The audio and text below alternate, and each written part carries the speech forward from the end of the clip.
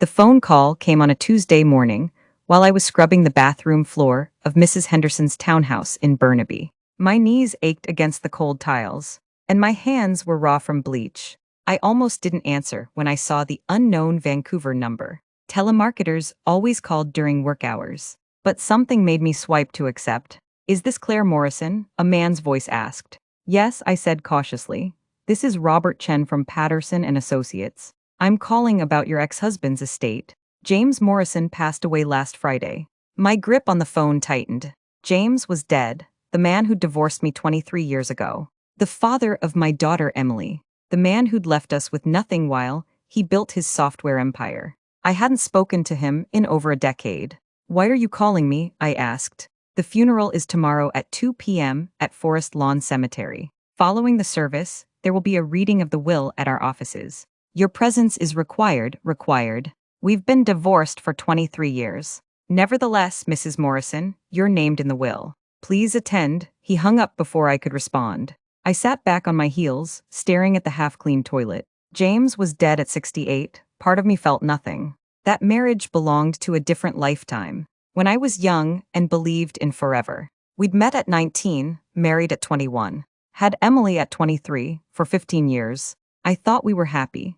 I worked as a secretary while James built his startup in our garage. I paid our bills with my salary, while he poured everything into his dream. Then Morrison Tech Solutions took off. Suddenly we had money, real money. And just as suddenly, James wanted a different life. A life that didn't include a wife with a high school education and cleaning supplies under her nails. The divorce was brutal. His lawyers were expensive and ruthless. Mine was overworked and underpaid. James got the company, the house, the cars, everything. I got Emily, who was 15 and furious at both of us. The settlement was insulting. $50,000 for 15 years of marriage. No alimony because I was capable of working. I moved into a small apartment in East Vancouver and started cleaning houses. Emily had chosen her father's world. I couldn't blame her really. He offered private schools, European vacations, a BMW for her 16th birthday. I offered a cramped apartment and dinner from the discount grocery store.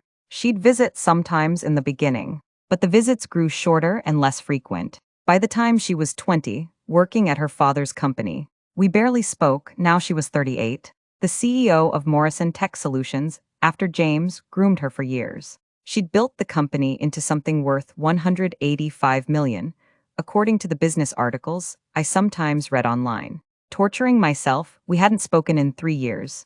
Not since I'd asked to borrow money for a surgery I needed. Emily had said no, said I needed to learn to manage my finances better. I was 61 years old, still cleaning houses, still living in that same small apartment. My body ached constantly, my hands were arthritic. My knees barely worked, but I kept cleaning because I had no choice.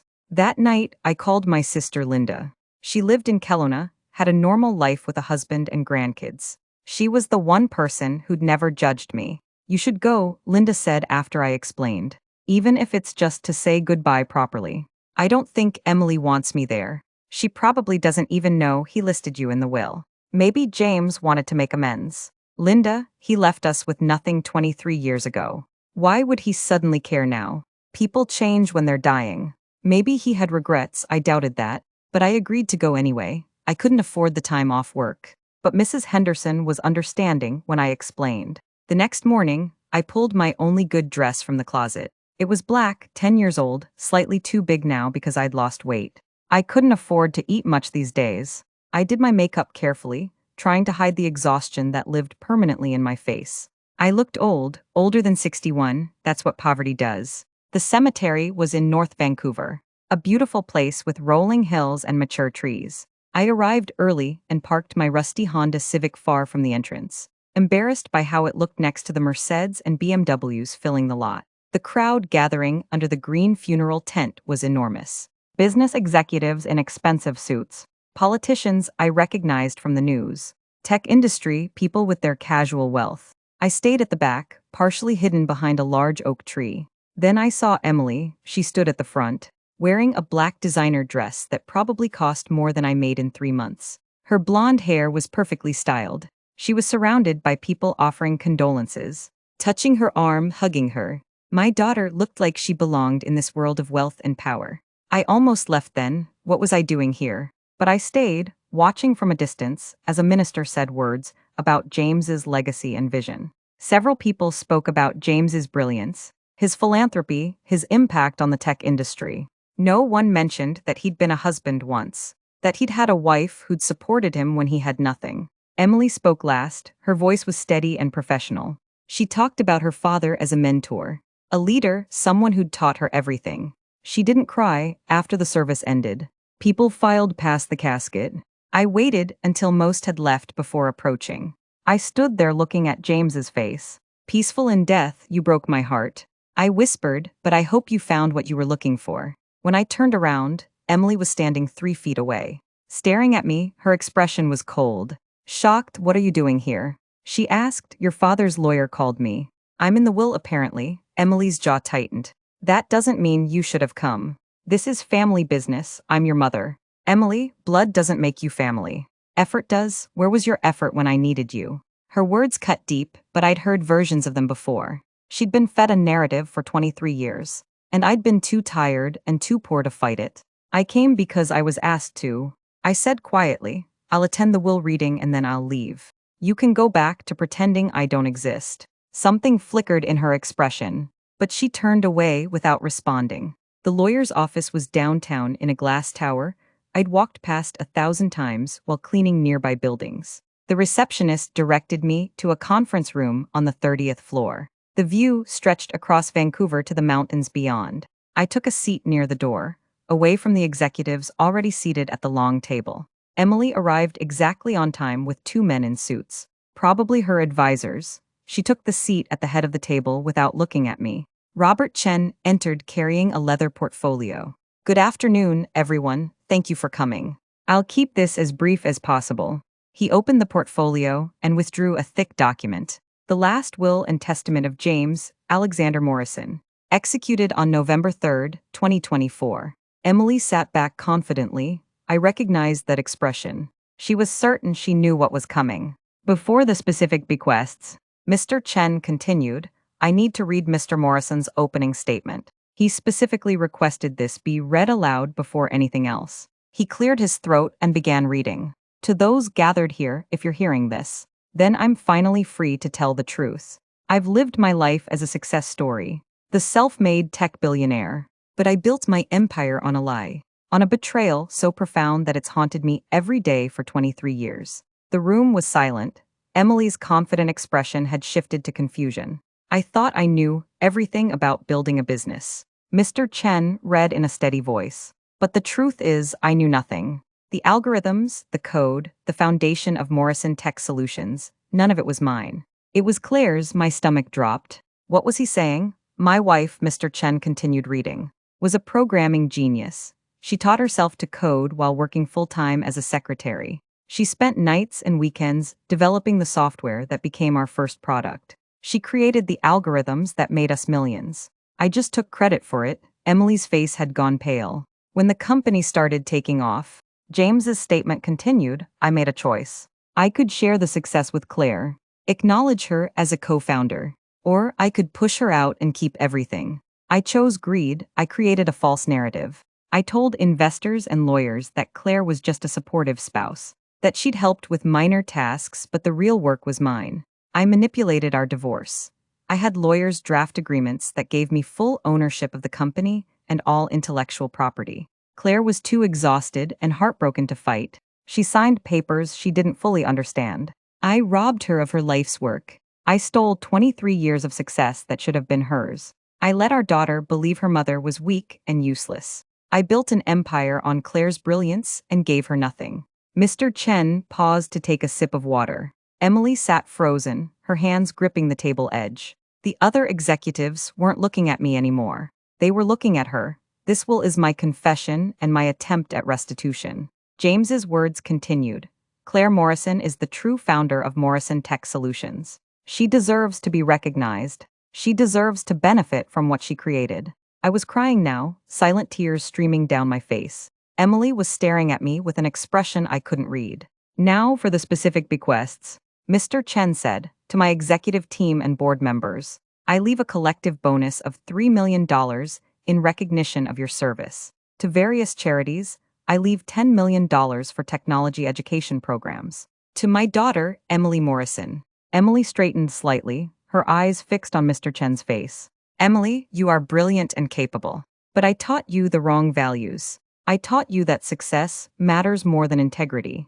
That money matters more than people. I gave you every advantage, but I denied you the truth about your mother. The woman who raised you, who sacrificed everything, deserves your respect and love. I'm leaving you $2 million and the following message. Learn humility. Learn that real success comes from honoring those who helped you. Start again with integrity, as your mother did after I destroyed her life. The silence was absolute. Emily's carefully composed mask had cracked completely. Her mouth opened and closed without sound.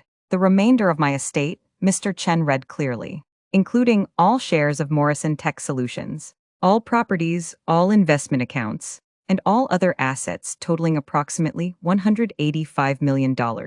I leave to my ex-wife, Claire Morrison, the woman whose genius built everything. The room erupted in murmurs and gasps. Emily shot to her feet. This is insane. He wasn't in his right mind. I'll contest this immediately. Mr. Morrison was thoroughly evaluated by 3 independent physicians. Mr. Chen said calmly, all certified he was of sound mind when executing this will. He anticipated challenges and took appropriate precautions. This is fraud, Emily said, her voice rising. She pointed at me. She manipulated him somehow. She probably contacted him when he was sick. I haven't spoken to your father in over 10 years. I said quietly, I didn't even know he was sick. Emily's lawyer leaned forward. We'll need time to review this. We'll be filing objections. You're welcome to try, Mr. Chen said, but I should mention that Mr. Morrison also left extensive documentation. Original code, repositories with Claire's username and timestamps. Emails from 2001, where he explicitly discusses using her work. Witness statements from early employees who remember Claire as the technical founder. He has built an irrefutable case. Emily was shaking now. This can't be happening. Everything I've worked for, everything I've built. You built it on your mother's stolen work. Mr. Chen said, not unkindly. Your father wanted you to understand that. There's more, he continued, pulling out a smaller envelope. Mrs. Morrison, this is addressed to you. He slid it across the table. My name was written in James's handwriting. He asked that you read it privately. Mr. Chen said, the rest of these proceedings don't require your presence unless you choose to stay. I picked up the envelope with shaking hands. I couldn't stay in that room with Emily's furious eyes boring into me. I stood on unsteady legs. Excuse me, I said and walked out. I found a small waiting room down the hall. My hands trembled as I opened the envelope. The letter was written in James's precise handwriting, dated 2 months before his death. Dear Claire, if you're reading this, then you finally know the truth. I should have told you 23 years ago. I should have told you every day since. But I was a coward who chose money over integrity. I'm dying now, pancreatic cancer. The doctors gave me 6 months. I've had 8, and they've been the longest of my life. When you're facing death, Claire, the things that seemed important, the money, the status, the power, they become meaningless. What matters is truth. What matters is trying to make things right, even when it's far too late. I want you to know that using your work was the worst thing I ever did. Worse than the divorce, worse than turning Emily against you. I stole your brilliance and your future. I watched you struggle for 23 years, cleaning houses, living in poverty, while I enjoyed wealth that should have been yours. I told myself I deserved it, that I'd been the businessman, the face of the company, but I knew the truth. You were the genius. You created the algorithms that changed everything. I was just good at taking credit. I made Emily believe you were weak and incompetent. I needed her to see you that way, so she wouldn't question the narrative. I needed everyone to believe the lie. I destroyed your relationship with your daughter to protect my ego. I hope this will begin to repair some of the damage I've caused. The money is yours by right. You earned every dollar of it 25 years ago when you sat at our kitchen table coding solutions I couldn't even understand. But more than that, I hope the documentation I've left will restore your reputation. I've contacted tech journalists. I've prepared press releases. The world will know that Claire Morrison was the true founder of Morrison Tech Solutions. I've also left instructions for the company. You own it now, but I'm not asking you to run it. Hire people you trust or sell it. Or shut it down, it's yours to do with as you wish. But Claire, I have one request about Emily. She's going to be furious and hurt and lost. Everything she believed about herself will be shattered. She'll probably hate you even more at first. Don't give up on her, she's our daughter. She has your intelligence and your strength, even if she's buried it under the values I taught her. Give her time, give her space. But don't give up on her, she needs to learn what I never taught her. That integrity matters, that acknowledging others matters. That real success comes from lifting people up, not standing on their shoulders. If she ever becomes the person she should be, if she ever understands what I did and seeks your forgiveness, please consider giving it to her. She's a victim of my lies too. I'm sorry for everything, Claire. Those words are inadequate, I know. Sorry doesn't give you back 23 years. Sorry doesn't undo the damage. But it's all I have left, use the money well. Live the life you deserved, and maybe someday you and Emily can find your way back to each other. James. I read the letter 3 times, tears streaming down my face. I felt anger and grief, and something like vindication all mixed together. James was dead, the truth was out, and I was suddenly, impossibly wealthy. None of it felt real. I sat in that waiting room for maybe 20 minutes before Mr. Chen found me. Mrs. Morrison, are you all right? I don't know, I said honestly. Mr. Chen sat down across from me. I know this is overwhelming. We'll schedule appointments next week to begin the transfer process. There's significant paperwork involved. I nodded numbly. Your daughter left immediately after you did. Her lawyers are already drafting objections. But honestly, they have no case. The will is ironclad. What do I do now? I asked. Whatever you want, he said gently. For the first time in your life, you can do whatever you want. I drove back to my apartment in a daze. The building looked shabbier than usual. The hallway smelled like old carpet and cooking grease. I unlocked my door and stood in the tiny space that had been my home for 23 years. 1 bedroom, a kitchenette, a bathroom with perpetually dripping faucets. This was what I'd been reduced to while James lived in mansions. My phone rang, it was Linda. Well, she asked, how did it go? He left me everything.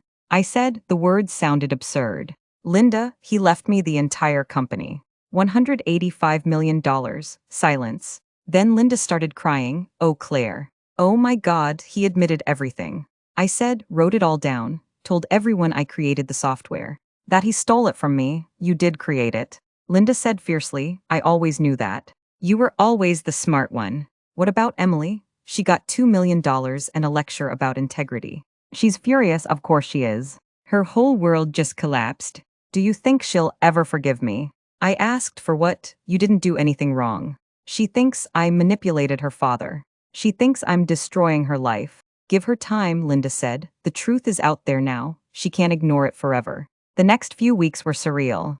Mr. Chen arranged everything with quiet efficiency. Bank accounts were opened, assets were transferred. I signed papers until my hand cramped. News broke about James's confession. Tech websites published articles. Claire Morrison, the hidden genius behind Morrison Tech Solutions. The woman who built a $185 million company and got nothing. Suddenly, journalists wanted interviews. I declined them all. Some early employees from Morrison Tech came forward with stories about me. About seeing me code. About knowing I'd created the core technology. My name was being restored in the industry I'd been erased from. Emily stayed silent publicly, but I knew she was seeing the same articles, reading the same stories. One afternoon, I went to the apartment building manager and gave notice. Then I called a realtor and bought a house. Nothing massive, just a comfortable 3-bedroom in Kitsilano, with a garden and a view of the mountains. I furnished it simply. I was still learning how to have money. 3 months after the will reading, my doorbell rang. I opened it to find Emily standing on my porch. She looked smaller somehow, less polished.